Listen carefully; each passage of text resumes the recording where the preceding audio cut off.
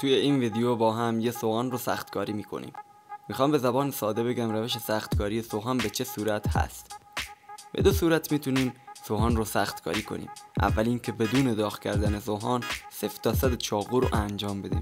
خیلی سخته، یعنی سوراخکاری ها و اینا تر چاقو رو بزنیم خیلی سخت. وقتی تر دسته و چاقو رو برش میزنیم نباید چاقو جوری داغ بشه که نتونیم اونو با دست بگیریم. در این صورت لازم به سختکاری نداریم، میتونیم با همون سختکاری که قبل تو کارخونه انجام شده چاقومون رو بسازیم. روش دوم اینه که قبل از این که هر کاری انجام بدیم سوهان رو میذاریم توی کوره داغ میکنیم جوری که آهنربا بهش نچسبه و میذاریم توی دمای محیط تا سرد بشه. تو این روش چون سوهان نرمتر میشه بهتر میتونیم سوراخکاری و دسته رو انجام بدیم. تو این ویدیو میخوام روش دومو پیش ببریم و با هم دیگه یه سختکاری خیلی باحال انجام بدیم. دوست دارم تا آخر ویدیو همراه من باشید. راستی خیلی از دوستان کامنت میذارن که صفحه برش MDF و سوهان دست دوم از کجا گیر بیاریم. میدونم خیلی سخت گیر میاد، ولی اگه کسی سراغ داره زیر همین ویدیو کامنت بذاره و اگه کسی لازم داره میتونه با کسی که کامنت گذاشته در ارتباط باشه. اگه تا اینجای ویدیو خوشت اومده حتما لایک رو بزن. بزرگترین حمایت از من اینه که ویدیو رو لایک کنید، چنل رو سابسکرایب کنید و کامنت بذارید. مرسی، دمتون گرم. دوستان من اینجا روغن سختکاری رو قبل اینکه بخوام سختکاری کنم اول دمای هولوش 100 تا 150 درجه گرمش میکنم، به خاطر اینکه عملیات سختکاری بهتر انجام میشه و تیغمون سریعتر سرد میشه. ویدیوی کوره و ترج رو میتونید توی همین چنل ببینید، آموزشش رو گذاشتم و خودم ساختم.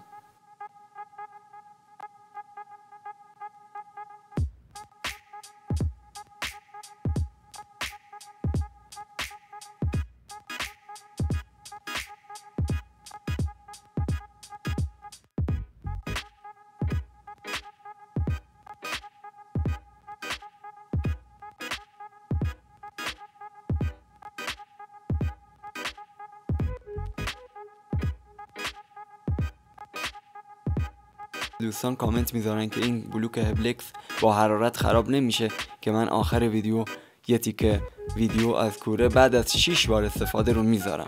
امیدوارم که به دردتون بخوره و با بلوک هبلکس کوره بسازین و استفاده کنین.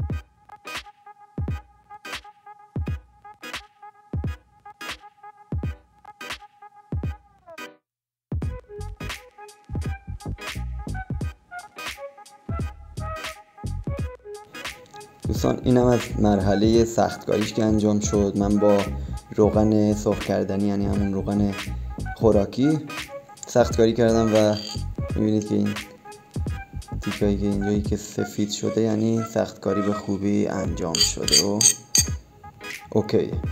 مرحله تمپر رو روی دما رو روی 230 درجه میذارید و 2 تا 1 ساعت برای بازپختش کافیه.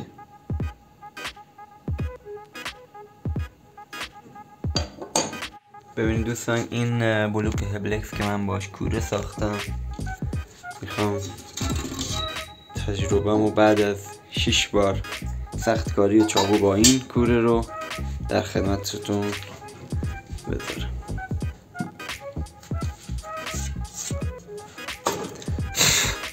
میبینید که هیچ مشکلی نداره. به نظر من از این کوره‌ای که ساخته بودم این یکی خیلی بهتره. این یکم دهنش بزرگ بود و گرما هدر داده میشد و خوب سرخ نمیکرد. به نظر من این بهتره و فکر نکنم خراب شده باشه. ببینید سفت. من یه پیچ گوشتی بیارم. از این لایه‌ای که حرارت نخورده این محکم تر شده چون حرارت خورده و پخته شده. واقعا نمیدونم جنسش چیه، چون خیلی از دوستان گفته بودن جنسش از چی هست. واقعا نمیدونم. اگه کسی توی کامنت ها میدونه حتما بگه از چه جنسیه. اینکه ببینید که من با چند بار استفاده هیچ مشکلی نمیبینم.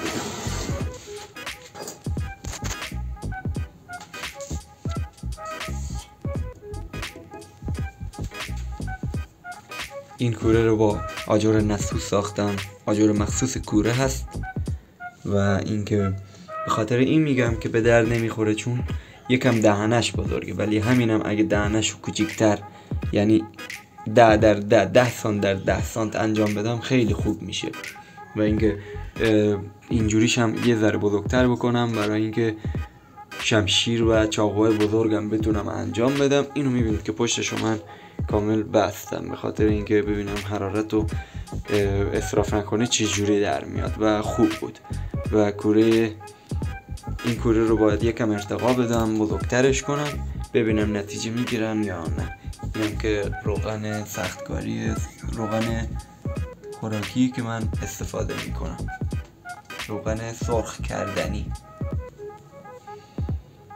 من از این مدل شعله 2 تا درست کردم و اینکه اگه موافقید توی ویدیو بعدی یه دونه 2 تا از این بلوک‌های هبلکس کامل بزرگ رو بگیریم. از وسط نمیخوام نصف کنم، 2 دونه بگیرم و این گودیشو بزرگتر کنیم، ادامه بدیم تا نمیدونم 80 سانت 90 سانت و 2 تا کوره، 2 تا مشعل و اینجوری استفاده کنیم. یکی اینجاش بزنیم، یکی همون ته بزنیم، حتی اگه شد 3 تا هم درست میکنم، ببینیم برای شمشیر و اینا نتیجه میگیریم یا نه.